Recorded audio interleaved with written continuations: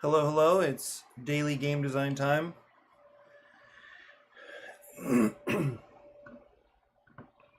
Coming off of a few playtests last night for ADRA HQ, so I'm excited to think through some more of that situation. But I was listening to an interview with Chris Thiele, and I don't, to be honest, I've Recording the seen last this three of them.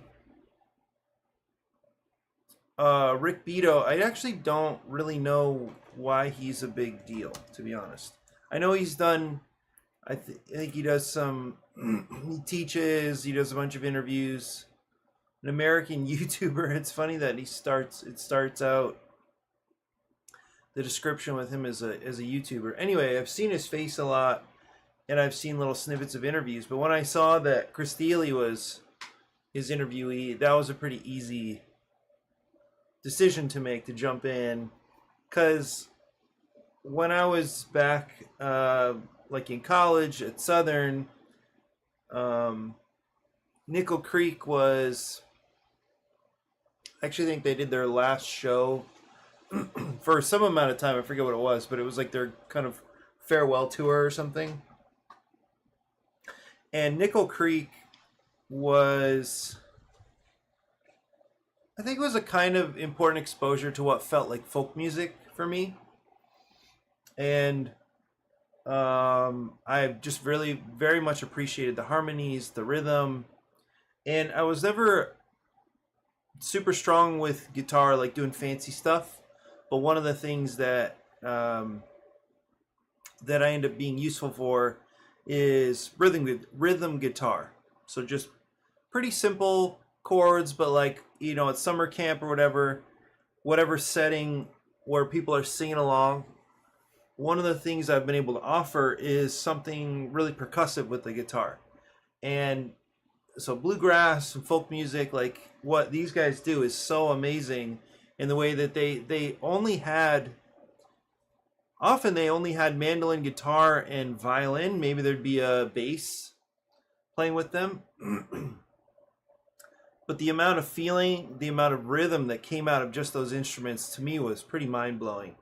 And it was important to hear their music, and I've followed Chris Thiele for a while. I don't listen to a lot of music these days, but he was, at some point he transitioned to the Punch Brothers, and he's done a lot of his own solo stuff, and I would be, every now and then it's kind of like I'll check in on Chris Thiele, see what he's up to. Because he also, let me look up,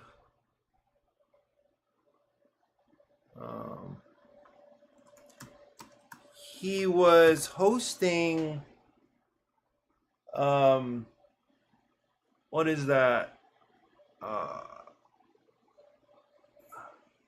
The old radio show.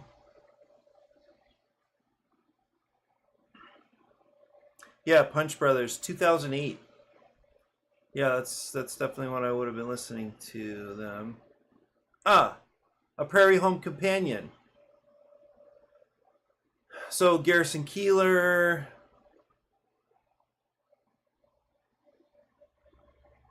in 2015, Keillor officially announced. Okay, Thiele's first show was as host was 2016.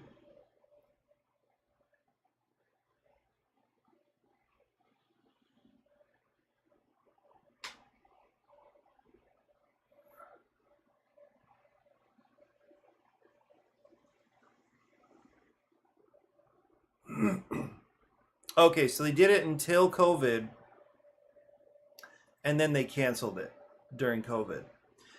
But anyway, so this personality is like popped up. I used to listen to Garrison Keillor, or I forget if it would be, on a road trip and listen to some Prairie Home Companion or something like that. But anyway, every now and then Chris Thiele pops up, and I think, wow, this guy. He's a virtuoso. That's a lot of what this interview illustrates, is how insane this guy is and how fast his fingers move and how sensitive he is to music.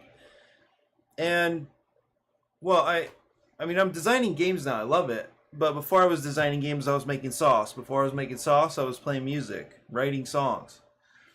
And well, before that, and that started like 8th grade ish. No, I'd say even my piano teacher encouraged me to write stuff. I think I started piano in 5th grade. So I was starting to create with music at that time. But before that, I was already writing poems and writing short stories. So for some reason, building things, creating things, trying to create experiences for people, that's been a huge part of my life. And there's something that stands out from this interview. At least I was making coffee and cutting melon, and then I heard them start talking about the wishful ear, and I thought it'd be worth sharing about. Partly, and you'll see the connection I made for game design. But yeah, anyway, it was a cool passage. I won't be able to hear it, that's why I have the subtitles on. I had this experience making this record where we talked a little bit about this last night. I voice memo things obsessively because I understand the power of wishful hearing. That's how any musician becomes the musician they are. You can wishfully hear so loud and accurately that you can start plucking those sounds out of your mind, soul, heart, and like pumping them through your fingers or your voice or your pen. You know, that's wishful hearing. And you have to be good at it, and you have to be able to do it, you know, with that kind of precision. The problem with being good at it is that often... Well, okay, so wishful hearing, or having a wishful ear, and I like the point he first makes here, which is to be an innovator, to create something that people find compelling, engaging, fresh, memorable. It seems like you have to be able to imagine a certain future for you and for them. So this is something like the wishful ear. Like, I think the music could do this. I think I want to take it here. I think I want to, and even because I was playing yesterday for church, and a big part of that is imagining the experience for the people involved, for the congregation or for the audience, and then welcoming them to their own participation, and then moving with them through these arrangements that we do of these songs. So, of course, arranging the song is all about that wishful ear or wishful hearing and imagining a future for all of us. And sometimes you get to play with that. Like we kind of joked around with an arrangement of In the Garden yesterday where we were going to start actually waltzing on stage. And I think that would have been fun. I was thinking about other things when we actually started the song, but creating an atmosphere, establishing a tone, like these are all things that are part of that wishful ear. And if you don't have it or don't practice it, then you're not going to be the one creating, you're going to be the one consuming. This is not a problem at all. We need consumers.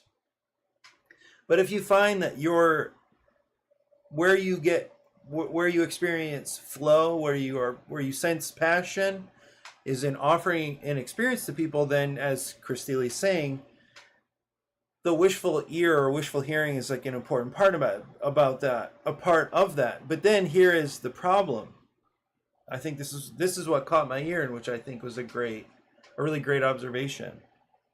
Once it's time to actually deliver that music to people, your wishful hearing is covering up the actual sounds that you're making. And the actual sounds that you're making are nowhere near as good as your imagination of what it is. Exactly. Right. And so... Okay. So I think this is one of the reasons why I got discouraged with songwriting. Because my music, if I look back, so I can bring up my little Spotify.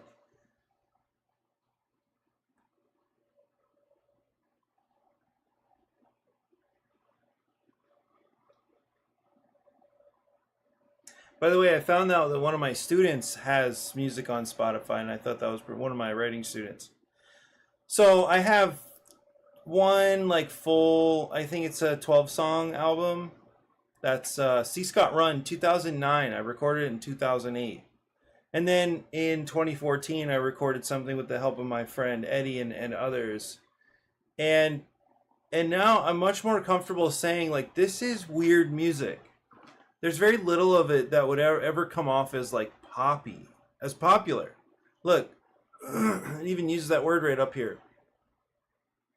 Very few of these songs have a pop song structure. Very few have a chorus that really hits and is memorable, recitable. You know that sets itself apart. That's repetition, repetitious, repetitive. So I'm looking through these. So Pay Stub, so I Am Not Quiet and Pay Stub are the two songs that feel like they have a real chorus. Otherwise, there's not one song on here that has a chorus that repeats itself. Actually, C. Scott Run does, and that was actually one of the more, if I can say it, one of the more popular songs I had, in the sense that people would remember it, and then they would sing it back to me.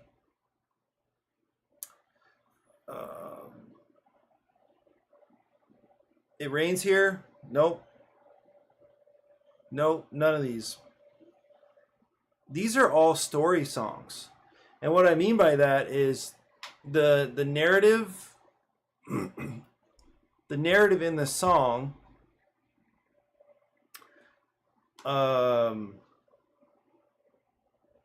outweighs the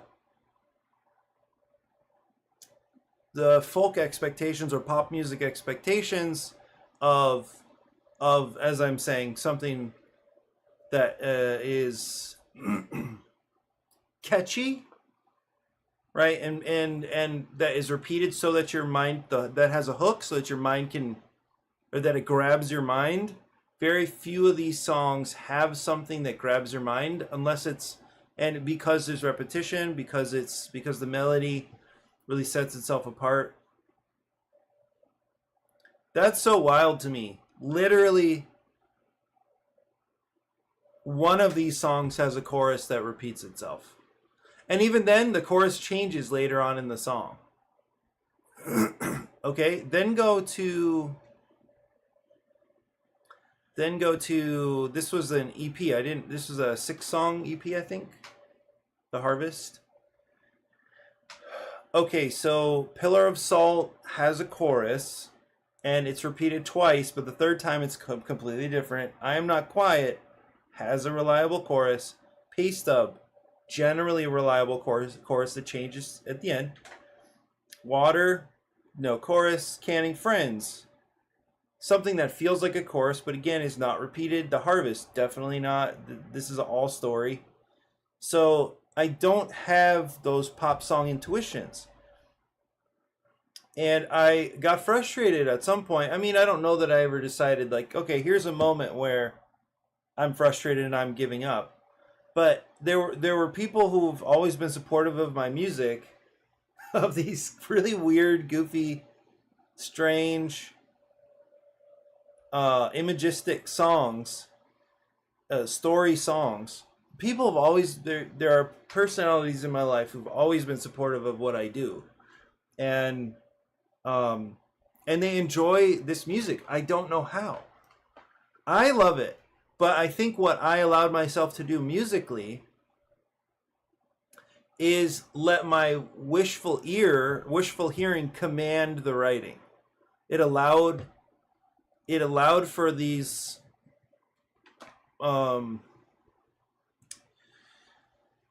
it allowed for this kind of rule breaking. If I'm thinking of pop music, my wishful hearing dominated in music. And then I guess I sort of lost hope and then lost interest in music. Since this time, so 2014, or at around this time, there have been a couple songs before in the list that I'm about to describe, but since this time, I've written a lot more or if I'm writing songs, they're generally sing-along songs. They're generally worship songs or theme songs for events that are congregational in nature.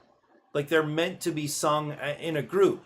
And none of those songs I was just showing you are songs that you should try to sing in a group. They're just little singer-songwriter experiences. But what's interesting is the songs, like those songs to me are less magical. They're less evocative. They're less, for me, the images are less inspiring. They're less complex, less fleshed out. But those are the songs that people remember. Those are the songs that people want to sing. Or that they enjoy. So even though, let's say I did a bunch of special music, so I would do solos. Me and maybe one other person, we would sing a song up front or something like that. Though the people are interested in them, and when they're being generous, they appreciate them, but those are not the ones that people really, they don't buy in. It's the sing-along songs. It's the ones that I find like kind of more bland. Right? And what's cool is having written a bunch of these sing-along songs, and I have a better feel for how to offer an experience that more people can buy into, participate in. And so what I took away, or the thing that stands out to me so much, and you would have caught the punchline way before now, but we have really great systems in place. Well, we need the wishful hearing in game design. And whenever we're creating or facilitating an experience, that we want to appear unique, special, engaging. Whenever, these games we're designing, we have to have this imagination for the future experiences of our players. And we just get caught up in this. We get excited about it. Oh, this system's going to mesh with this one, and I'm going to borrow this idea, and it's going to be perfect. The players are going to be dealing with this tension, and they're going to have to notice this system going, just progressing over here, and then they're going to have to time it just right, and then they're going to have to guess what are the other players up to. And so we get caught up in this wishful hearing, wishful designing, obviously. And then we have, unless we're designing for ourselves, we have an obligation to ask people what they think and to put people in the position where they're dealing with the problems that we wanted to offer them. And wow, well, that's called playtesting. And so often our ideas are what we anticipate as the experience we're offering does not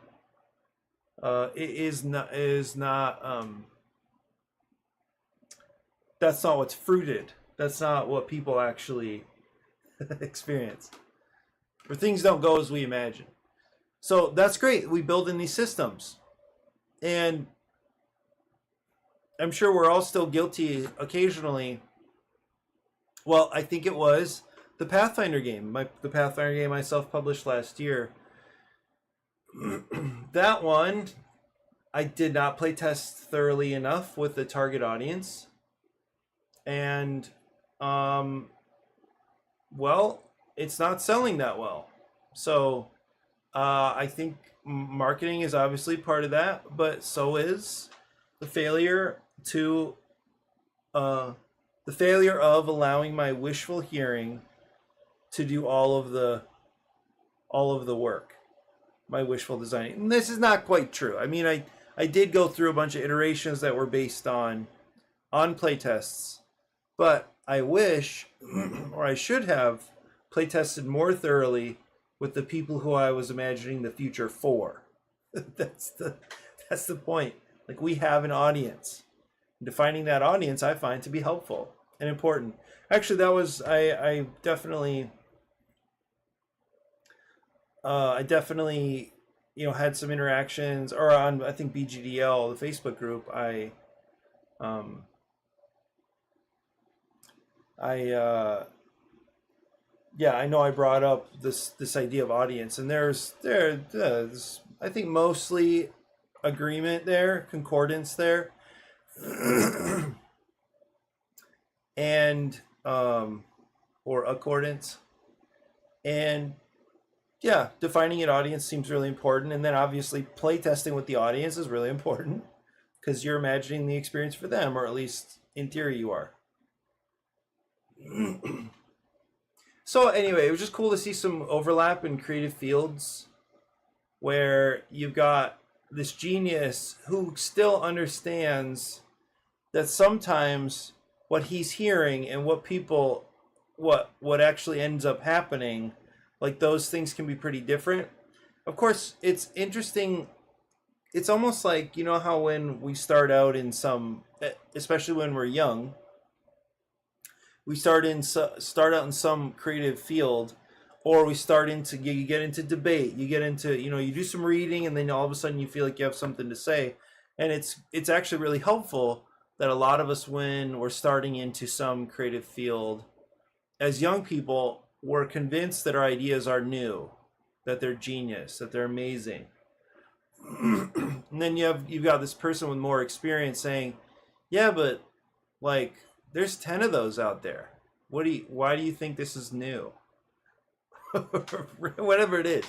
There's thousands of them. If somebody comes into game design, and this was a comment I think almost egotistically placed on somebody's post in BGDL. It was basically just asking, like, have you done the research? Are you sure you're not wasting your time and everybody else's by thinking that your idea is innovative? Yeah.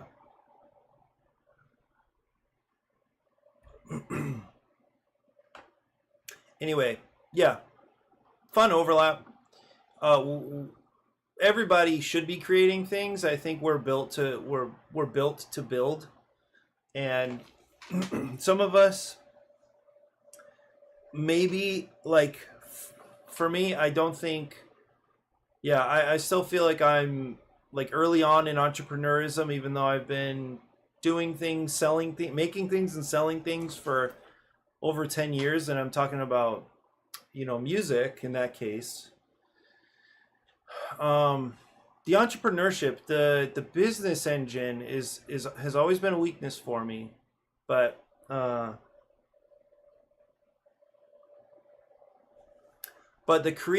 creative part has not. Like, I don't tend to lack ideas, or like, oh, that sounds kind of interesting, let's try that. I mean, obviously I'll run out at some point, but that's not the hard part for me, and I don't think it's the hard part for most of us designers. Lots of ideas, lots of games going on, and the thing is how useful it is to stop and do these gut checks or do the research. Yeah, but starting out, how important it is to be overconfident with what you have. You've got to get in there. You've got to. Yeah, that's part of the wishful hearing, is like, this is amazing, and then you do have to double check.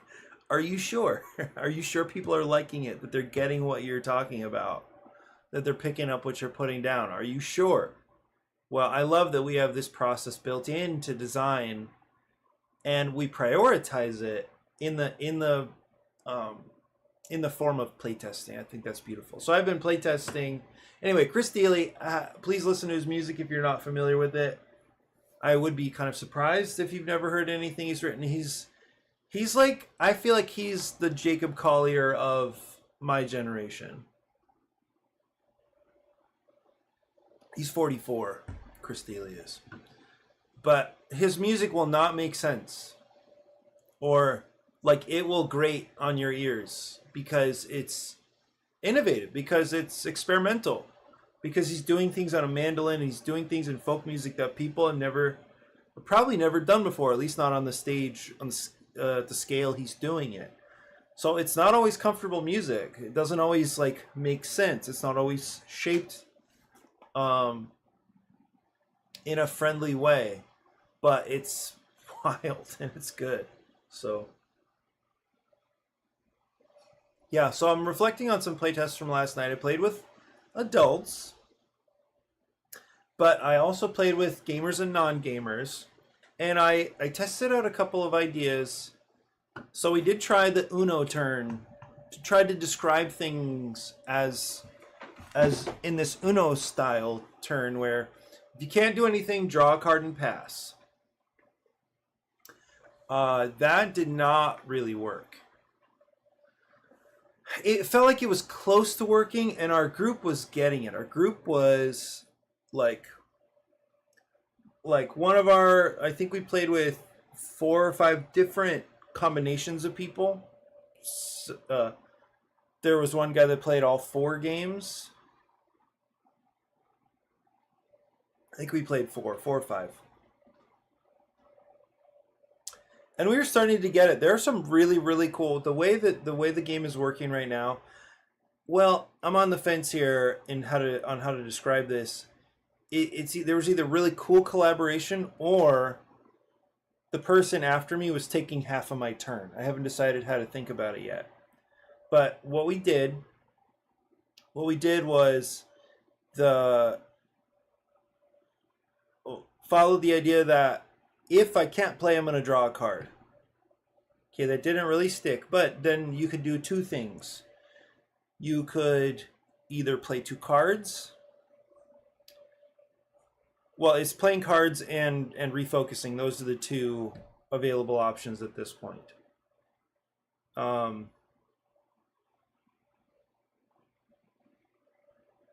Here's another thing. The players wanted to clean up in the middle of their turn. I had to catch them a couple of times and say, okay, no, that hasn't happened yet.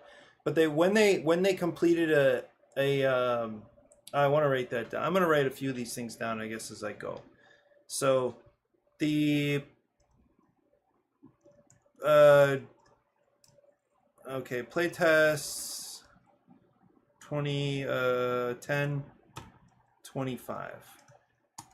By the way, it's crazy how much happens between my stream Friday morning and my stream Sunday morning. I'll come back to it if I remember, but I did some shopping for our costume party that I'm pretty excited about. Oh, I did post a little flyer here. So Monday night, costume party potluck. Yeah, that should be a good time. Okay. Yeah, so one of the things I went to Goodwill and I bought some. Anyway, hopefully I have time and remembrance to come back and discuss that. Okay, so playtests, draw a card and skip did not work. It was just weird, like people, because I also did the draw up at the end of your turn. I think that was actually,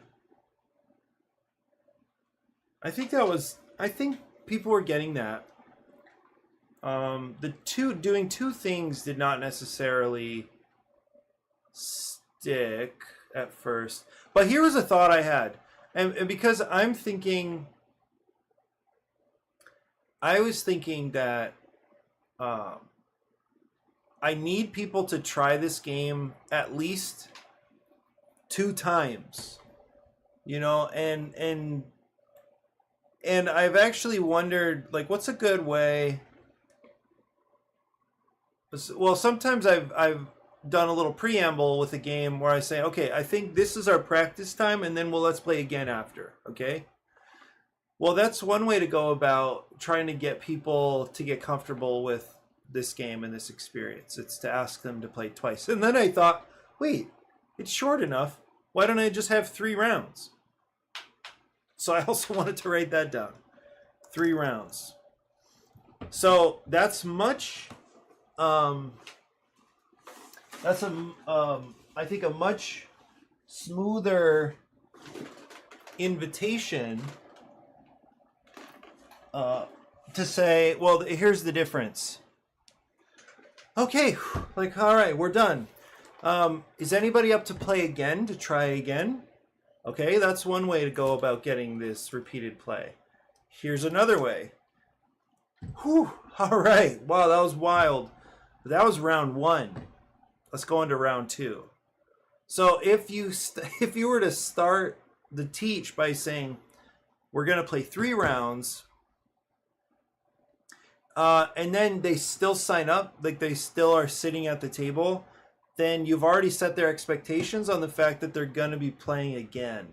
And because this game is so short, it's compact, it's the 5 minutes, or we could even adjust it, make it 4 minutes, and just like reduce the number. Reduce the number of challenges or something. We can make it shorter, make the whole thing 12 minutes maybe. And like, anyway, it was just fun to realize I could solve this. So the social layer of like, oh, this is, yeah, I don't know if I really want to play again. I didn't really expect to have to play again, right? Like that kind of hesitance, a little bit of resistance, reticence. If they sit down and you say, we're going to play this game 3 times in a row, but you call it 3 rounds, they already signed up. They knew what they were getting into. So I think this is the right move. Make the whole game, well, it'd be like 20 minutes, right? Let's just say it's 20 minutes.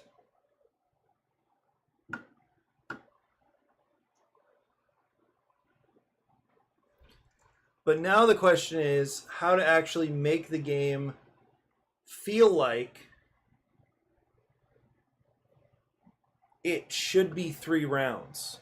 And it's not that we're just playing 3 times in a row. How to sort that out. So 3 rounds.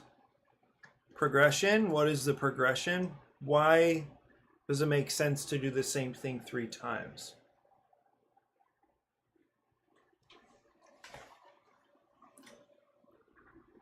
So that, I think that invites evaluation. Like what is a final score, right?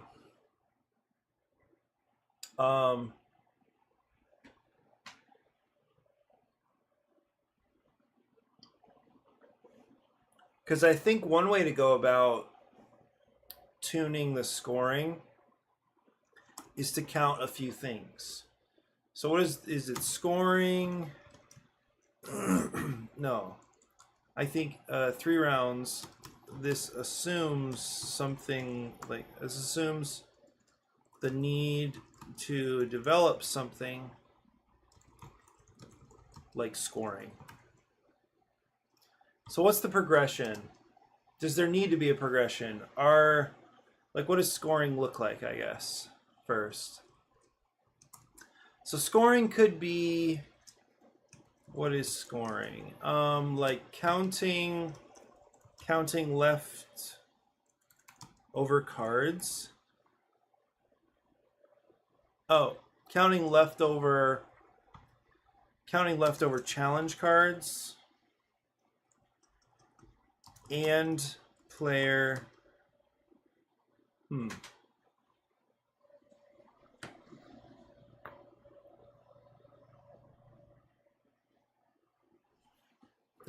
So challenge cards. I mean, that's a pretty easy way to do it. Especially early on in their ADRA HQ career, you know, players are going to have 2, 3, 4 cards left over if, given that the game, you know, that we still stack the challenge cards as they are right now. Okay, so there's counting leftover challenge cards, but then there's also counting leftover character cards, resource cards, right?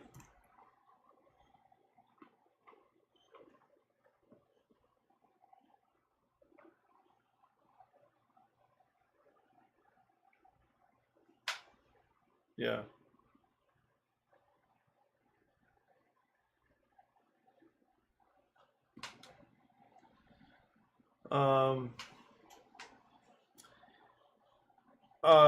There's also time. So, checking the time. So this would not be scoring, but this would be like setting a record, basically. Tracking time. Scoring or performance or evaluation. Right?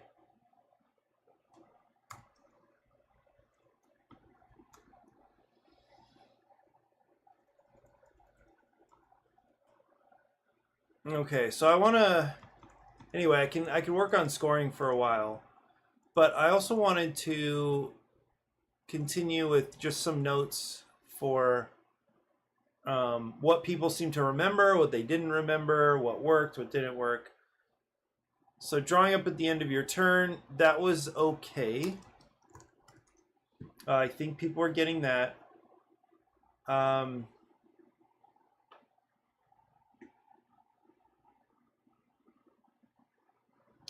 Play a card and then... So often players could play one card, but then couldn't really do anything else for themselves. So what ended up happening is then, you know, let's say... let's say Justin... I think Justin was sitting next to me at one point. So he'd play it. Actually, this was interesting for the fact that we tracked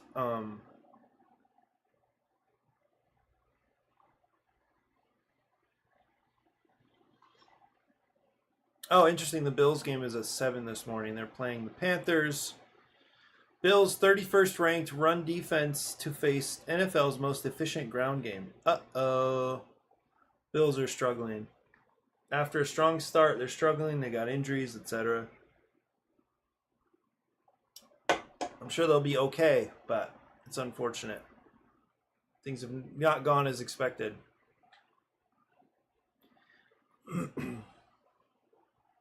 So what would happen is that Justin would play a card, and then pretty much all he could do after that is ask, well, where do you want, like, Scott, where can you play something? And that forced a really cool communication. Unfortunately, what that also turned into, and this is where I was saying I was on the fence earlier, what that also turned into is, well, I'm taking half of Justin's turn. So if all he can do is play a card and then ask me where I want HQ to focus on, and then he just does it, there's no meaningful difference between him doing that and me just changing it, except that it forces us to communicate. And because it does, maybe that's actually good. And what was really also interesting about this was that often it would come to, let's say again, because Justin was right there, I would have to be ready to say where I wanted HQ to focus. And a lot of the time,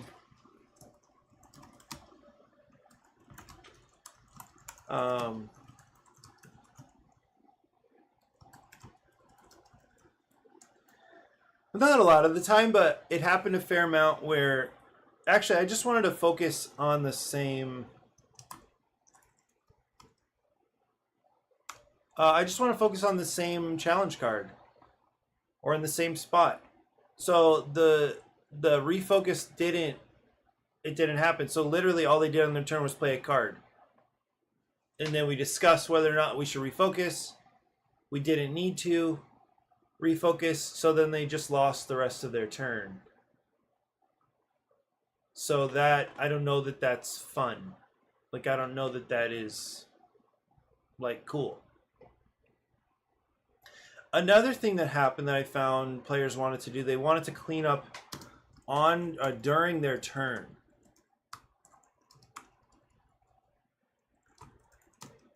Whereas it makes sense to me to let the play pass to the next person and then clean up. They wanted to, like, it seems like they wanted to know what was next. They wanted to know if they could play something else. And I think because the way turns are going, it's probably actually better to let them reveal the next card just in case they're able to play on it. Because that would feel better, right? I think that would feel pretty good. Also, because they naturally wanted to clean up, what that did a couple times is I'd have to catch them and remind them, okay, this card is actually not technically available yet because you wouldn't be able to clean up until the end of your turn. And then at some point that gets goofy. Like, why is this not available? We just finished this event. Why am I waiting for the end of my turn to sweep it away?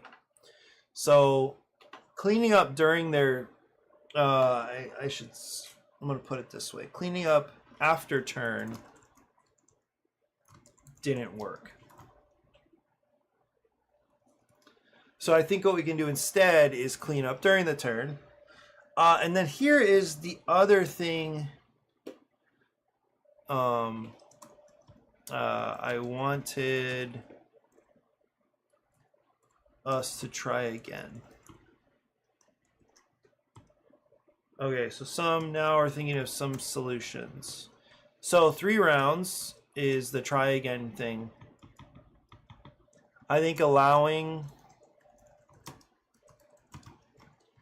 on your turn would actually allow players to feel like their turns are more useful, because often what you reveal is something you can interact with too. So that's fine and good. I think that's good.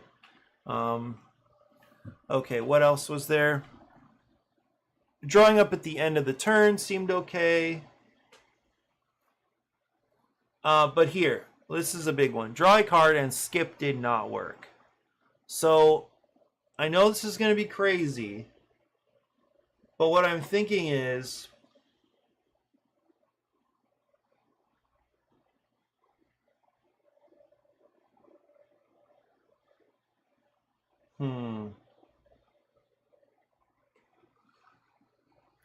I'm actually sort of nervous about this idea, but I want to test it. So I want to clean up on your turn.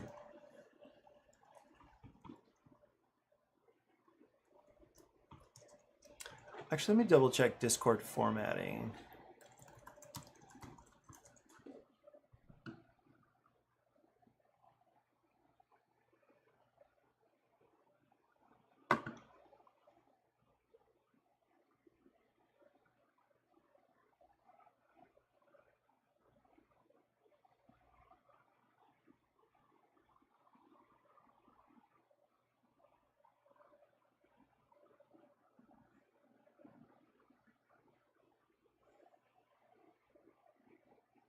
This has been interesting, like learning just this little trick, obfuscated, because one of the things we do is one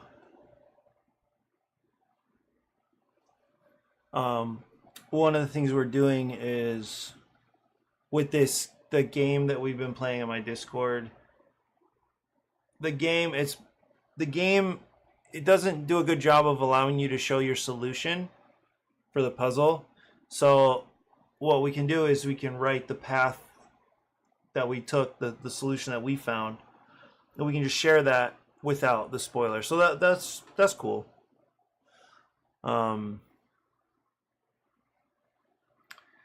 So bold is partly what I was looking for.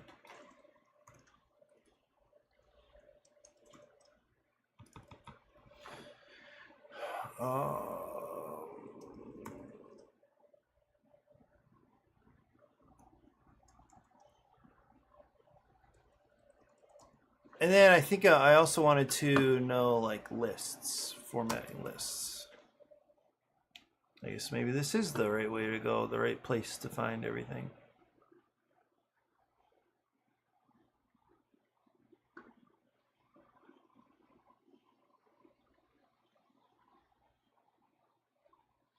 Oh, headers. Yeah, see, I didn't know about this either.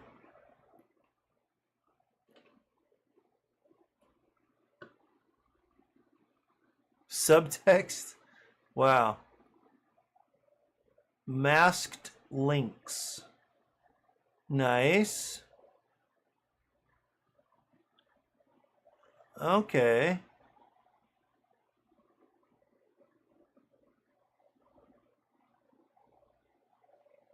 End your text. Okay, don't forget. Oh, sure. You can create a bulleted list with either a dash or an asterisk. Okay. You can also indent your list by adding two spaces before. Two spaces before. Oh.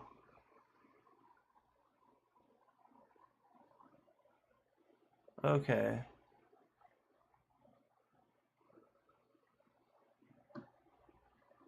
Hmm.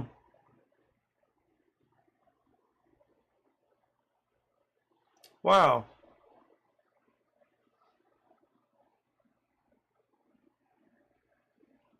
So that's right, isn't it?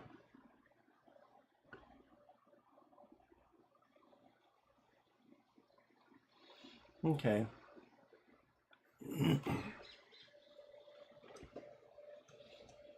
Okay, this was the idea that I'm a little afraid to share. We still ran into the situation where players had a handful of icons that they couldn't use. So part of me says, well, just draw a card and get on with it. But then it's weird, the card, like the count in your hand, if you've used cards at the end, if you have used cards or played cards, at the end of your turn, draw back up to 4 cards. Make sure you have 4 cards. Well, that's okay, except sometimes you can have more than 4 cards. That's also okay, but it just seems a little bit weird. Anyway, it still wasn't working. Just draw a card and pass. Eventually it would, because you'd have so many cards that eventually, you're going to run into something at some point that you're going to be able to play, hopefully. But then I kind of wanted to revisit the idea of something like a bomb. So let's say if you maybe we give a choice here, and this is like more to teach, so that's why I'm hesitant to even think about it and discuss it. So here's one idea. One is to draw a card and move on. Another idea is to discard your hand and redraw and move on. But then that feels so bad because you're like, you can't play because you have icons that are good for other challenge cards. So if you just ditch all of those icons, then when more challenge cards come up, you might have been the only one who could have fulfilled those, who could have met the requirements on those cards. So if you just get rid of all of your, like it was actually pretty nuts. There was a turn, oh no, there was toward the end of one of our games, one player had all books. So they have 4 cards, and all 4 cards were 2 books. So literally a handful of books. Unplayable. Like there was no use for them. Hey Seth, morning.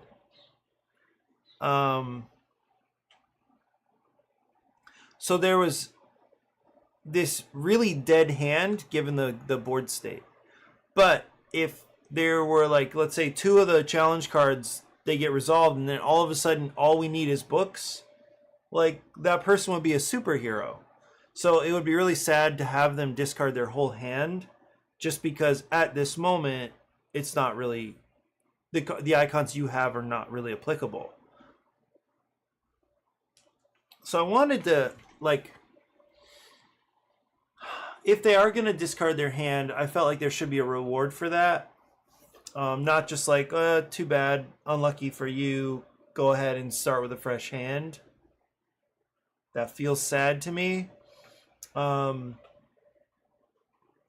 So I thought, well, what if you just discard your hand and you get to blow up one of the, maybe the 3 icon cards? That would be a huge waste because you'd be giving up 8 icons for 3. And I think it'd be way too easy to do that. Well, there is also the problem that, at least with the way the cards are, the number of cards right now, all the players could just do that. I mean, you'd really have to limit it to some specific card or card type. So like the 3 icon cards.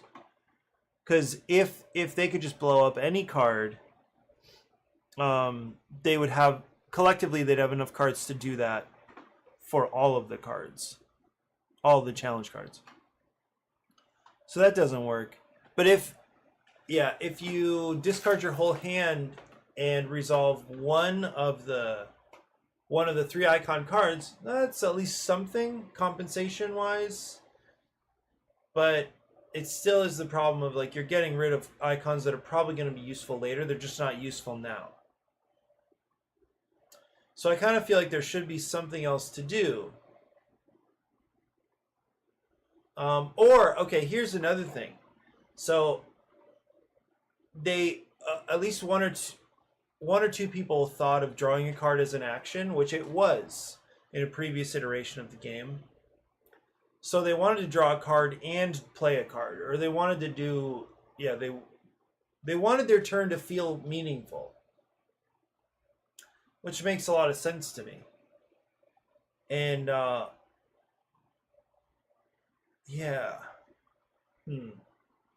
it's still not great. I think if you discard 3 cards and blow up a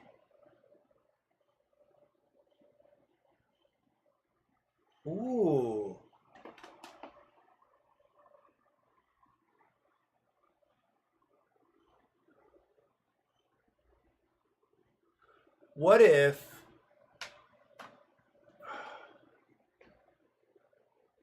you discarded the number of cards equal to the number of icons on the challenge card?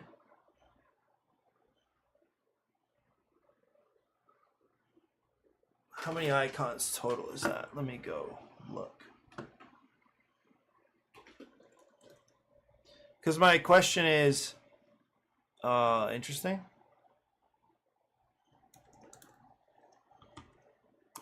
My question is, does the math work out such that, where did I put that? Right here. Because I don't really remember how many cards.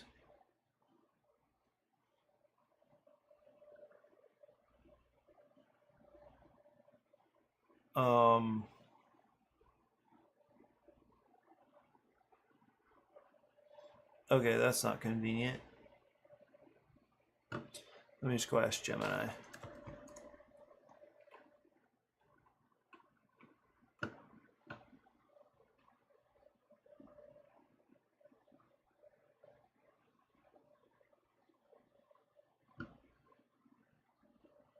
I think it's in here.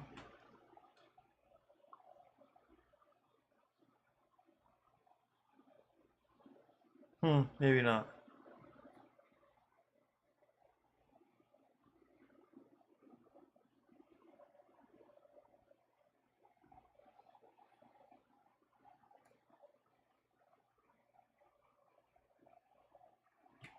Let's see, can you show me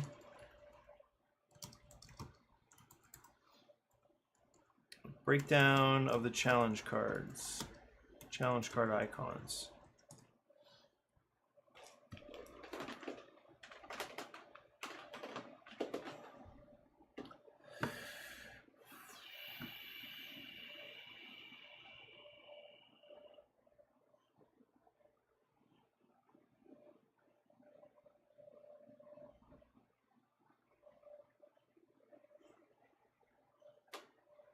Yeah. So my question is, um, if you could discard 3 cards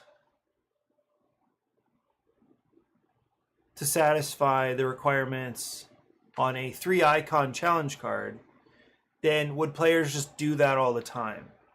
Would they be able to just like blow through their cards and finish the round successfully by completing all 12 challenge cards?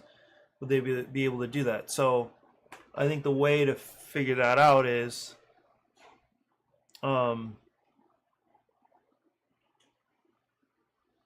is some really simple math right here. So if the challenge cards have 172 icons, that would mean for you to be able to do this for all challenge cards, then you would need twice this number of cards. No, you need exactly this number of cards. The problem is there's this number of cards. So no, there's this number of icons on the player's cards, and there are. Ooh, interesting. So there are 3 or 4 one icon cards in the player's decks. So I'd have to figure that in, but it's not significant enough right now. Like, just thinking about this simply, it's that there are 90, about 100 and less than 110 cards available to play. So it might be like 60 or 70 cards short of being able to do what I'm describing.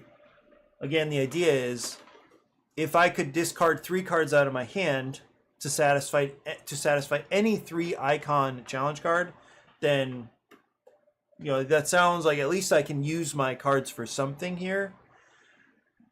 And players wouldn't be able to do just that. They'd be able to do it regularly, but the important thing is that they're actually spending twice the number of icons that they need to in order to do that. But the thing is, they're usually doing that anyway, because you might play a card that only has one of the icons you actually need to meet the requirements on the challenge card. You're often doing this anyway. You're just spending half of the card, or half of the card is going to meet the requirement. The other half is just wasted because you don't have exactly the icons you need. So in a way, this is happening anyway. But I wonder if at least this idea is getting close to something. So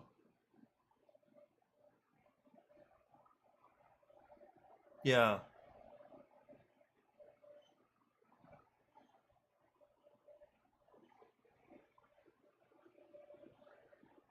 Because here's the other thing.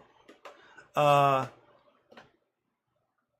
if all of the challenge cards have investment already? Like there are 1 or 2 cards sitting next to each one.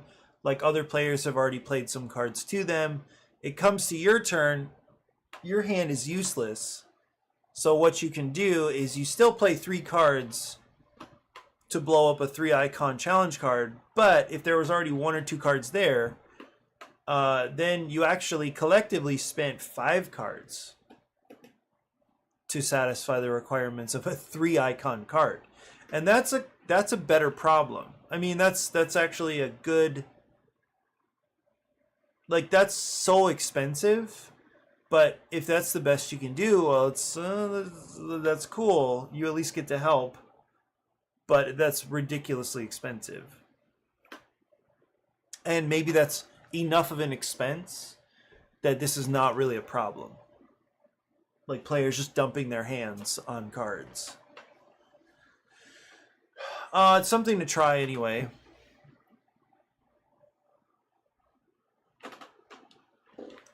So the question is, what do you do if you can't play any cards on your turn.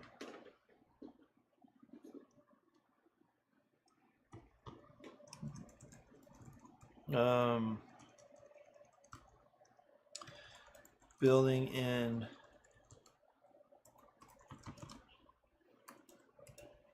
repeat plays. The way to do that is for 3 rounds, something like 3 rounds. The cleanup issue. It's just to let players clean up on their turn and open up the next challenge card. That seems fine. So draw, skip. You can... Seth, what are you working on today? Any design stuff?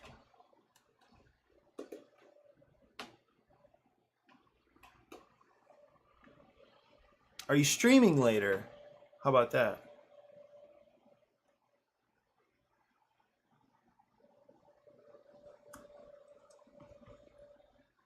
So draw, skip. We could try this. Discard the number of cards equal. Gotcha. Discard the number of cards equal to the number of icons on a challenge card to defeat it.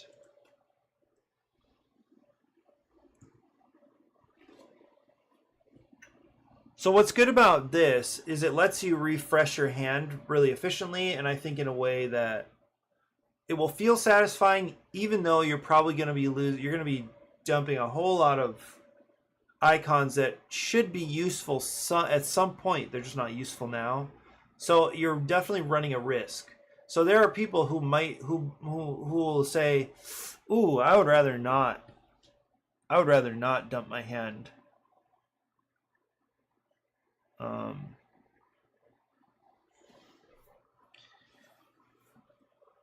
That's why I was thinking maybe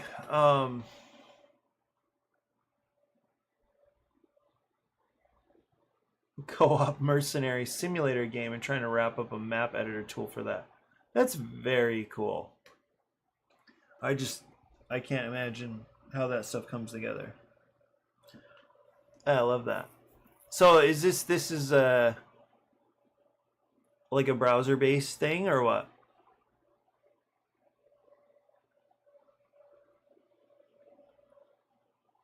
Wow. Yeah. That stuff feels like it's way beyond me. So you're just like a something that procedurally generates maps. Yeah, well, that's what you just said, procedural generator. That's very cool.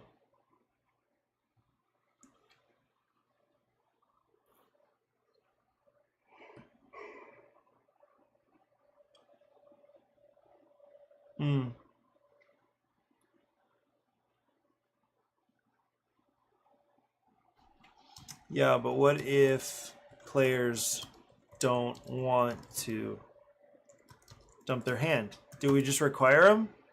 I mean, at least it feels a little good. Yikes, like I don't even know what a purling noise generator is. Let's look.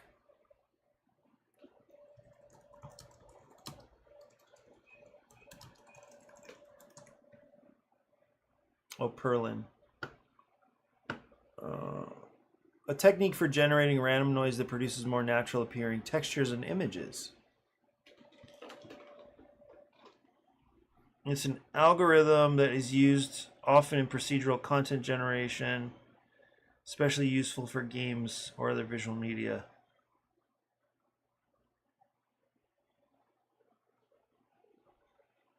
Oh yeah, this can generate in under 2 seconds for huge maps too, the guide. Anyway. Cool. Learn to generate infinitely procedural terrain with Perlin noise. Widely used algorithm in computer graphics. Right on. Here we go. It was kind of surprising now that I've just clicked on Wikipedia that this article is not higher in the list. Somebody's doing a lot of SEO work.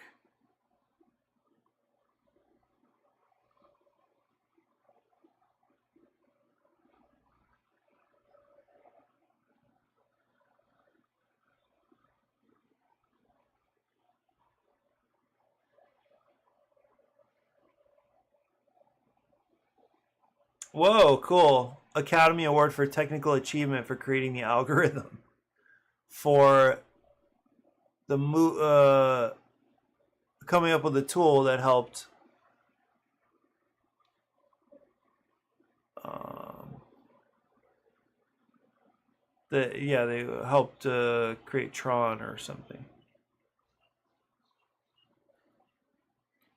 Produce natural appearing textures for motion picture visual effects. Interesting.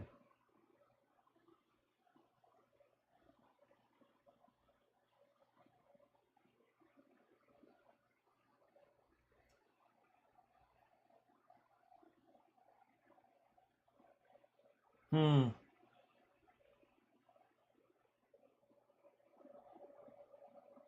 Yeah, interesting.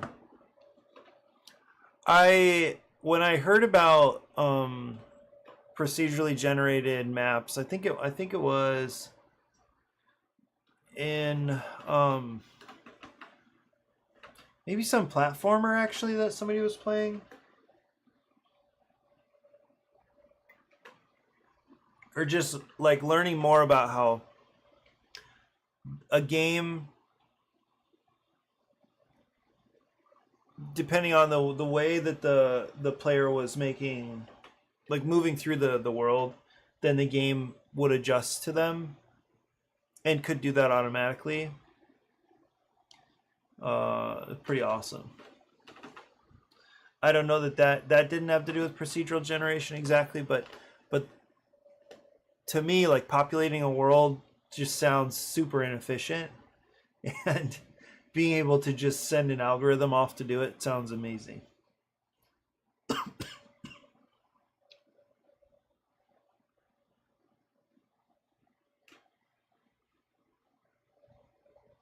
Well, I have some more ideas here that I hopefully am going to be able to test out Monday night. Yeah, I don't think I'm. I have a bunch of. I have a bunch of work to do with my classes today, but I should be able to do that in a few hours. I may have some time. The other thing I want to do today, and this is actually what I was going to circle back to for our costume party on Monday night, is that I'm actually going to be building a few escape room style puzzles out of old board games I bought from Goodwill. So I'm going to lay them out around the space. They're all going to have clues that help help attendees like solve a mystery.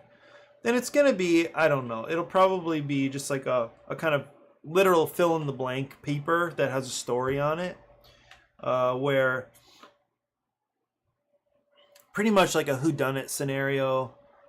You know, they'll have to go look at all these different games and try to glean um, the words or numbers that are on this.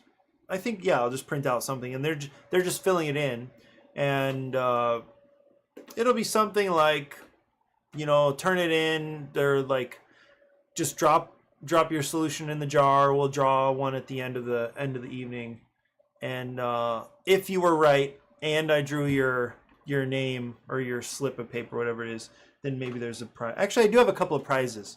I don't have them with me. I left them in my car, but I have a super soaker that I also got at Goodwill, and Teenage Mutant Ninja Turtles thing. So the editor allows you to place trees, jungles, cities, ruins, water, roads, fog, and different elevation levels. The generator should give you starting point to tweak if you don't want to start from scratch. Cool. Yeah, because I imagine you'd want to put some parameters, like once you've like established, I don't know, a certain scenario, you know, I'm sure you could build in different amounts of things or limitations on certain things or placement requirements or something to like work or to allow the scenario to make sense. So it's not completely random. But a starting point is definitely way better than nothing. So if you generate for yourself 100 maps, you could definitely build around 100 maps or whatever.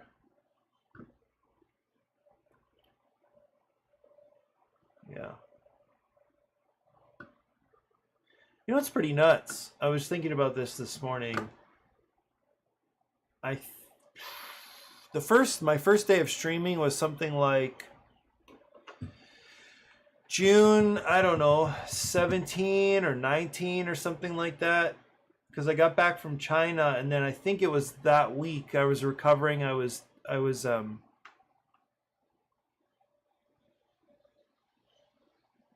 jet lagging pretty hard, but then I decided to try to stick with it and start streaming. But Facebook deleted my first month's worth of videos. I mean, it's because all the lives, they're just deleting all the lives after 30 days or something. But then I started with YouTube and Twitch, and YouTube of course keeps all the videos, so I can at least go back and see when I started on YouTube. But yeah, so if it was June, then June, July, August, September, October. So I've been streaming for 4 months. That's pretty nuts. Over 4 months. I think I missed 2 days in that time. But this has been really awesome.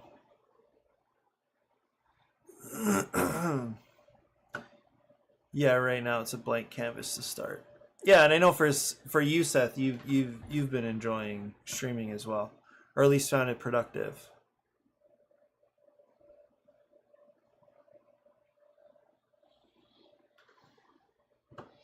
See, I love this. I love this iteration. I love presenting the game to people, seeing people interact with the components and stuff has been really cool.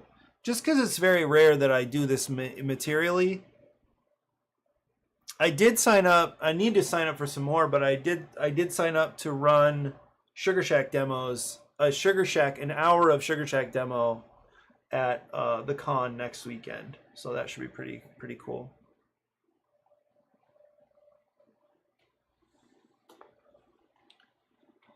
That's basically enough for like one game. Let's see. Extremely productive, which feels good. Not extremely negative experiences yet. No extremely negative experiences. Yeah, I wonder when. I don't know what a negative experience would be. I mean, especially if the focus is just in getting things done and like talking out loud. I suppose it could get pretty crazy if you get some people, like the people could go wrong, I feel. Yes. Yeah. A harassment from the chat, yeah. That could actually, you know what? It turns out that Daniel Naroditsky, one of my I saw him as the absolute best chess streamer and coach when it came to being able to articulate what he was up to. Hikaru was pretty good too, but worked too fast for me. Yeah, we see how it goes. A little bullying. Let's check it out. So it turns out, well, the theory right now, the working theory is that this previous chess world champion Kramnik was bullying him and accusing him of cheating, and that really weighed on him. But a part of that, I watched a short, I think it was a YouTube short last night, where Daniel Naroditsky is describing how when Kramnik challenged him, I think it was something like,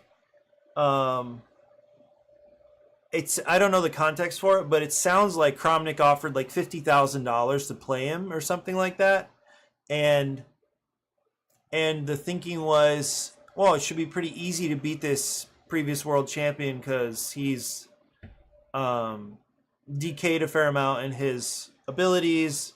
And so anyway, the chat started pushing him to do it, and then he even singled out like the Russian speaking chat was like, yeah, why don't you just do it? It should be easy for you, right? And so actually that was a real thing for him, that the chat was after him and was frustrating and kind of bullying. They were frustrating him by this kind of bullying. So that's pretty nuts. I haven't been around Twitch enough to really see how crazy it can get. Or any other streaming. I watched some, mainly if I watch streaming, it was chess. I don't really watch any other type of streaming, and it's been a while since I've watched streaming in general. Yeah. But anyway, I feel productive having reflected on the playtesting from last night, and I have a couple more ideas here to try out. Well, Seth, you know you're more than welcome to join us for the costume party. I know it's something you've decided to. I know you're not going to the game stores as much, but we should have a nice time.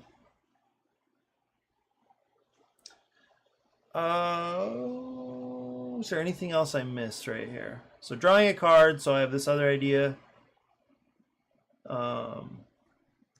to test. Draw up at the end. That was fine. Using your second action didn't always work, so we just passed. This I can think about that a little more in detail later. Cleaning up, just let them clean up during their turn. That's fine. Repeat play. And then I think I should come up with a round structure, a scoring system maybe, or some objectives. Yeah. A sense of progression. This needs to be up here.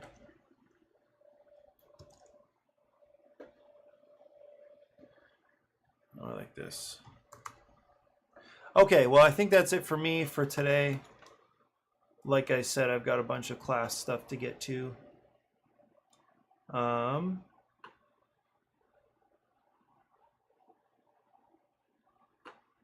Yeah. Okay. Seth, appreciate you. Enjoy the day. I'll talk to you soon.